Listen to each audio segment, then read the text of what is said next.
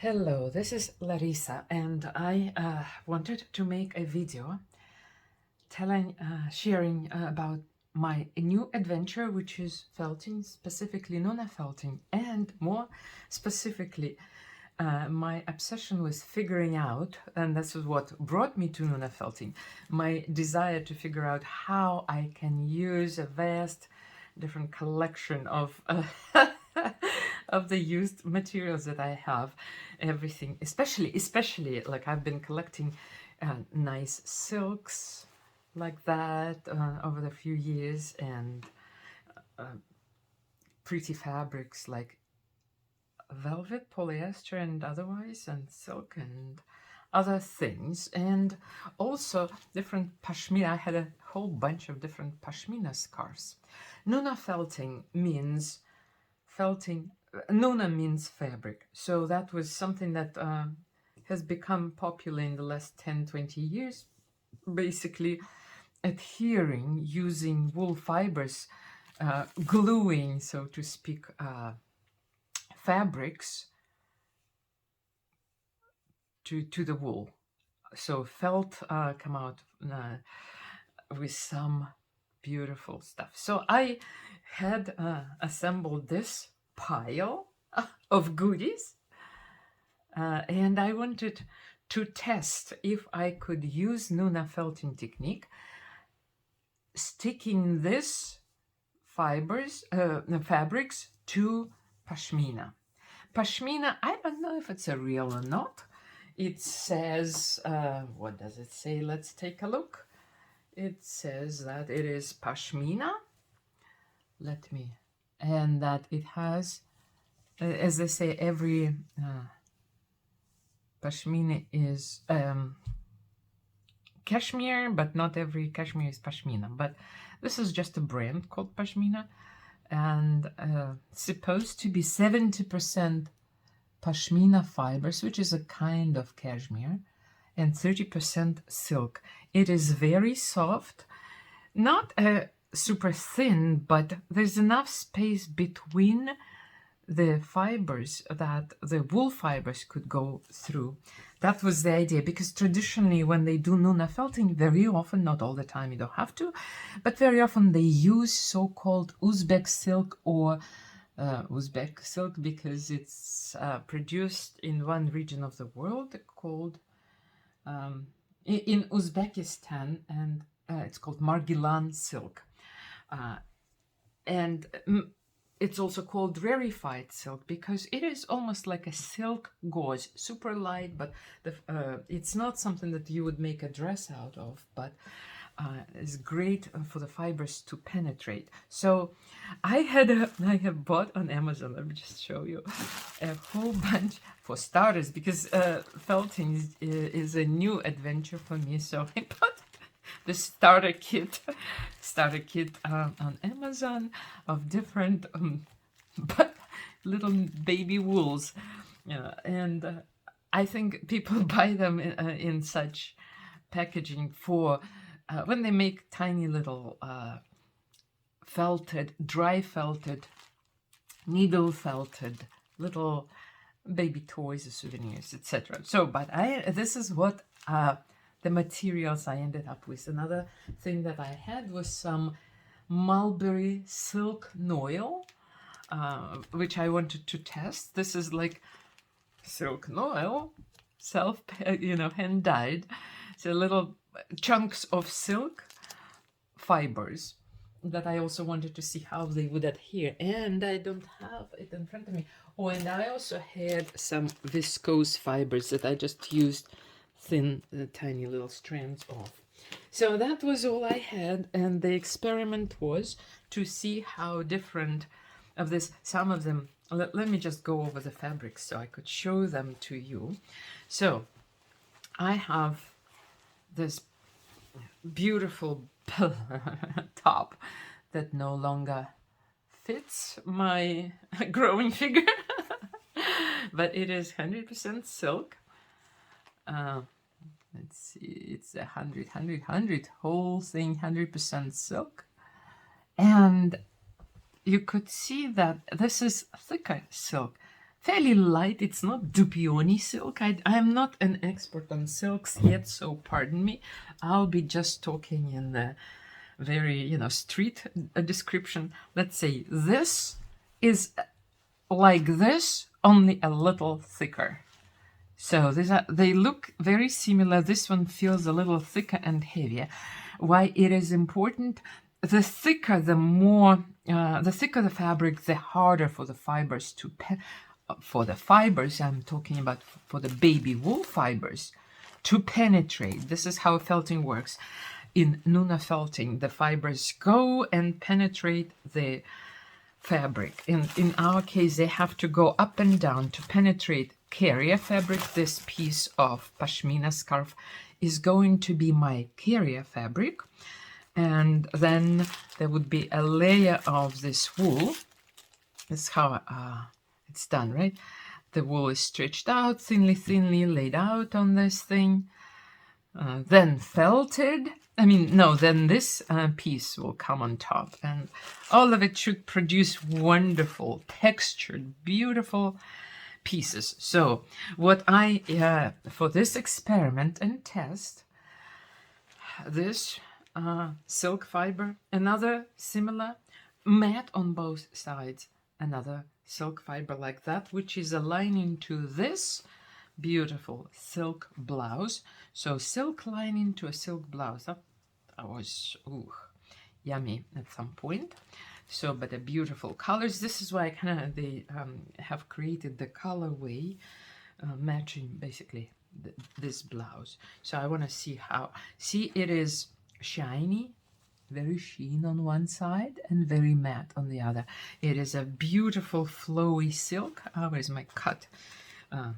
Yeah, it's beautiful flowy silk, light enough but not a see-through silk. So so 3 silks so far. 2 are lighter, 1 is a little heavier. I'm moving it out of the way. Then I have this viscose scarf. It is super light, and because it is super light and not thickly woven, it's see-through. Could see that. The idea is that for this wool fibers, it should be fairly easy to penetrate it and thus adhere it or felt it to the carrier fabric. That's the idea. So this is all my little woolies. I'm gonna get them out of the way so they don't keep crinkling here. Then I had this gorgeous velvet blouse, 100% polyester velvet. And I also want to test, the idea is need to test the lining for this wonderful, the lining is also some kind of polyester. There's a long list of God knows what, 100%, 90% polyester, 4% elastine, and 100% polyester lining. Okay, so this is a polyester as opposed to silk, is a lot thicker wool as opposed to silk velvet. Silk and viscose blend or silk and rayon blend are natural fibers. They are not as thickly woven and thus generally a lot easier to penetrate. So look at this fiber. It would be a challenge to penetrate, but we will give it a go and try it out. Because I have not seen detailed videos of literally reviewing. Some people say, oh, we tried everything. It doesn't tell me much. I want to try what I need to try and test what I have. So that's why that was the idea. So polyester, viscose, silks. Then I had this little blouse. It is silk, 80% silk, 20% cotton blend. Super thin, airy, and see-through, something that you would have to have something underneath it. You couldn't just wear it. And sure enough, this top did have something underneath it. And I don't know where it went. that some kind of model piece that also was to be tested. And see, it's so nice, and that certainly is clear that that is a good felt material for felting.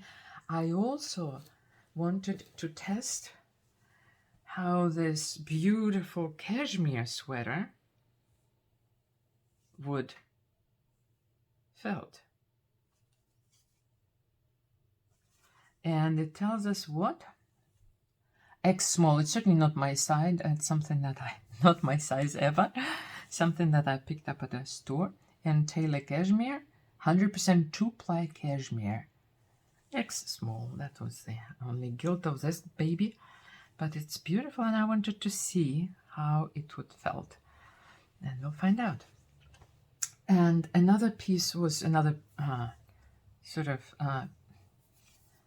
to be tested was this piece of polyester velvet, much thinner than the first one. We'll see how it plays out. And last but not the least was this beautiful rayon scarf, like all wavy and beautiful. So that was the materials and the process, as I kind of alluded. Oh, another piece, I wanted to see how this kind of fabric lace could be used and if it would felt. So now the process, as I mentioned, I alluded to, I'm not gonna go through the whole detail, 9 yards, but basically I took this pashmina piece, I wetted it, stretched it all out, I, in different manners, laid out pieces of this kind of little wools that I've shown you earlier, covering in 2 layers. I used 2 layers, and this wool, I don't know if it is a super fine merino wool or it's just maybe 20 microns as they measured, but so it was all positioned, covering the fabric. Then soap water was applied, and I used olive oil, olive soap, probably olive oil, I don't know, olive oil soap or whatnot. So that was applied heavily, and then felted, rolled and rolled and rolled and felted and fooled and whatnot, the whole process. This is not the purpose of this video. I am now ready to reveal the final piece, what came out of it. And yes, the line is still showing here from my yesterday's adventure. So, and this is the reveal. This is what came out. Let me make sure that the entire piece. So that was the length, probably, let's see how much. The width, original width of the scarf was roughly, give and take. Well, we have a measuring device here, and it will tell us 28 inches, let's say, roughly, right? So that was the whole width that I used. 28 inches turned into 19. So I lost 9 inches. Yes, 9 inches. 9 inches, this is how much, the width of how much shrinkage happened. In this case would be lengthwise, but it's actually the width of the pashmina. And I couldn't tell exactly how much shrinkage happened here, but about also 3-4 inches. Not as much as it could have happened. So now let me zoom in and we'll do a quiz. You know, there's a whole pile of fabrics that I tested, and we will now zoom in again so that it is easier to see. So remember that I'll start from this corner. Actually, I'm going to bring it to we'll go from top to bottom, from left to right, kind of keep it more systematic.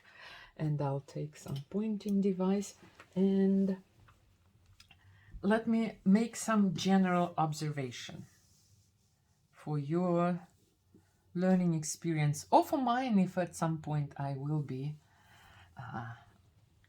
returning to that. The overall observation is the thicker the fabric, the bigger the, how do you call it? Those rolls, I don't know, folds. So then we go from super thick, then a little thinner, and then super thin. You see the, I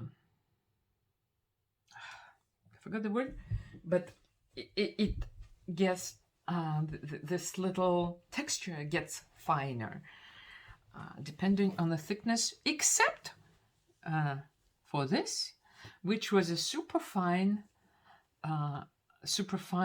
lightweight viscose scarf, and it didn't shrink to the super tiny like this rayon scarf or this super fine silk piece here. And this is the knitted version of a liner for that super fine silk. So this is overall, and so let me point out, this was polyester velvet, and that was a polyester velvet liner, which is probably also 100% polyester. This did not felt as well as the viscose piece. What else? This piece of polyester velvet, kind of, I mean, you see I didn't even bother trimming off the edge, and viscose fibers, I don't know, it needs additional testing, let's put it this way. This piece of kind of lacy inclusion is also kind of, not my favorite, put it this way. I will not add lace to my next testing. And overall, what I'd like to say is that in this piece, I was not consistent in the thickness of the fabrics. And if it is not a problem, in some cases, it's okay. A few things to keep in mind about that. The thickness of fabric determines how much shrinkage occurs. So if I am making a piece where I need to kind of stick to the same ratio of shrinking across the entire piece, let's say if I'm making a vest or something that I'm using has to fit, then using different textures will present a challenge in sizing because it will shrink differently. And so that is important piece. If I am making, let's say, a purse just out of this velvet, and I'm using whatever, either rarefied silk on the bottom as a carrier fabric, or viscose fibers, or nothing at all, as long as it is just one piece and consistent, I think that would make a beautiful, beautiful piece, because it shaped up nicely. And so now I'm going into the details. It shaped up nicely. I used some pieces of wool when I was doing a layout to kind of glue that together, but the wool shifted off, and I ended up having to go with a needle and a thin thread to secure that piece so it wasn't sticking out. So using wool to make sure that pieces of fabric get glued is a good way to do that. And it worked. Then another learning experience. So let me tell you which fabrics I will not use in my next project. I will not use this piece of lace because it just a little adds a little thickness and affects overall the way the shrinkage ratio, etc. I will not waste my beautiful cashmere for that, because it does get a little bubbly texture, but overall it does not add that much joy to the entire piece. So I will stick with lighter fabrics overall, and maybe more consistent, maybe less. So these two fabrics I definitely will not use. This fabric is to be tested, this Polyester Velvet. And I also need to test, and that could be because a factor of my overzealous, maybe I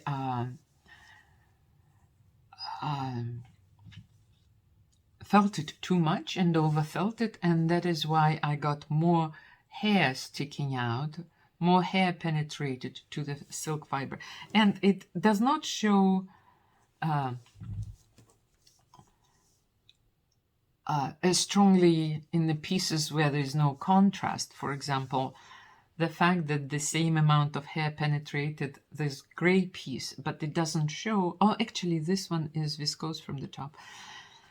When there's a contrasting wool and fabric, then the hair, the way after it penetrates, it's a little too hairy, a little hairier than I would wish. So now, overall, this polyester didn't behave too well. I would either have to test it separately or whatnot, but I will not add it to my next test of the pieces that behaved the way I wanted them. So this, the second and the third one, I will not be using. This one also not, I will not be combining it if I'm making a tunic or even a hat. I don't know, unless that. So this, I think, would be best used separately, unless I'm making a picture and I need this kind of texture, and then it could work. So let's say I want to make something of the same. The easiest, I think, would be to felt something that is of the same weight and also of the same, not thickness, but penetration level. I don't know what the proper word. I'm sure in textile industry there is the word that I don't have access to at the moment. So now let's go over some silks. This was the blouse that I showed you first. This was this beautiful silk blouse, and overall it worked great and created a beautiful texture. I need to figure out, my next test would be to use different wool, maybe thinner wool or whatnot, because I don't like the hair sticking out too much. I would just like to preserve the texture. And it is a fairly thick silk, a heavier silk. Maybe thicker than Excelsior or whatever it's called. It's nice weight silk, let's put it this way. So, and the same hairy problem I ran into this, in this piece, but it is more prominently displayed on the dark when the contrast of the wool shows up. So the idea is then either use a very closely matched wool to the fabric, so that if the hair goes through like that, then it's not shown. Like for example here, it's not as aggressively shown, even though a fair amount was still applied. Okay, next piece, or next a little element from this piece. See, this is, you see how this rarefied silk behaved? it's kind of fun to match it. Kind of wrapped itself in the folds. Let me bring it even closer, which kind of adds a nice little touch if we want to add some squigglies to the piece. And talking about squigglies, it brings me to the next point. You see, this is how the viscose fiber behaved after felting, and I added just very thinly spread out like little webs of this viscose, and it has reassembled itself the way it wanted, and I really like the way it did. Also here, using piece of wool, it did do exactly what I wanted to have done, what I wanted it to do. It stuck. It helped me to adhere. It has hidden the edge of this silk and kind of glued it better to the carrier fabric and the wool. You see here, the wool is showing through. This piece was not covered by anything, and this is how it would have looked if it just felted. So this is how the thinnest, super thin piece looked, and I quite liked it, the way it turned out. This is this silk cotton blend, very, very airy, and beautiful. It's just so flowy. I'm just, whoops, you see, I'm just showing you how super flowy it is, and this is how it felted. Beautiful texture, smaller folds or bubbles or whatever you call them. You see how beautiful they are. And next to it is this also very rarefied, this rayon scarf. See, I'm showing you close up, but it was a wavy fabric to begin with. Here the waves kind of tightened up,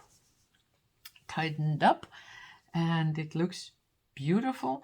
And I could see also aiding it. You see here with a little viscose fibers, etc. And this is another piece of silk, which was slightly lighter than the previous. But so overall, all of these pieces, weight-wise, all of these corner pieces, except for the velvet piece, they feel very nice, and would, if I made a tunic out of this, that or any other wearable piece, that would feel great. So this this viscose is also kind of very light and beautiful, and even though the bubbles are, I'll call them bubbles, these waves are much bigger than in this piece, for example, weight-wise they are the same, and seems like the shrinkage factor was not affected by that. This little tiny little bubbles are from the knit fabric that was used to line this. I don't see where it is, but I showed it. Oh, I couldn't find it. I don't know where it ended up, so I didn't show like box here. I don't know, it walked somewhere. So that was knit, thin through like a model of some sort of God knows what. It worked great. And this is overall piece, and I think overall it was a fabulous learning experience. What I've learned is in the next pieces I will not include the velvet, the lace, thick lace, cotton lace, cashmere, and this piece. They are not invited. This maybe not, but so everybody else is invited, and everybody else includes this pink piece and this piece and this piece and this silk. So 1, 2, 3, 4 silks. Rayon and viscose are invited, and this model lining is also invited. Before I close this video, and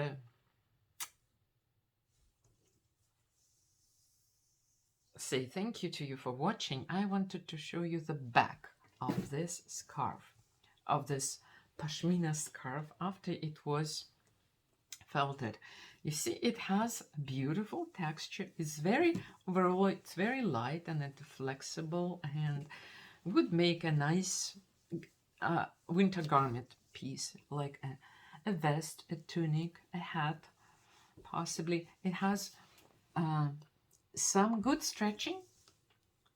Not, I mean, maybe this width will give me a couple inches if I wanted to. A little less stretch this way. And let me zoom. It's kind of nice and lightly hairy. So if you see this pink hair, just, I don't know how to, if the camera would even grab it. I think I could grab it. Good camera. See these little pieces?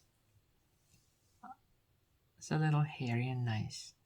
So the wool, this wool migrated, and this wool, and the different colors I used, went through the fibers and now showing slightly on this carrier fabric. So overall, if you have some Pashmina scarves, and again, I cannot vouch that this Pashmina brand is the highest quality Pashmina, because I wouldn't rule out that it is something else. But in any event, it worked, and it worked great. It is to be continued. The experiment is to be continued. Also, it could make a nice pillow, or, you know, throw pillow, or wall hanging. God knows. It's I will tell you that I like this better than some of the quilted crazy quilt options. This is why I'm gonna felt as opposed to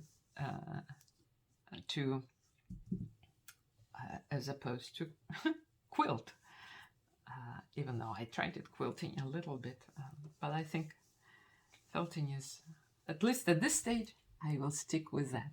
Thank you for watching. So try experimenting and use, recycle and upcycle and create beauty of something that you no longer use.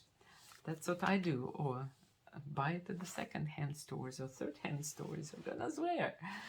Let your friends encourage your friends donate it. So some key finding is I don't have to use silk. Some silk, some other rarefied, very thin, like very light and I'd say porous, would be a word, I don't know, somewhere that you could see through, and the holes between the yarns are not too small.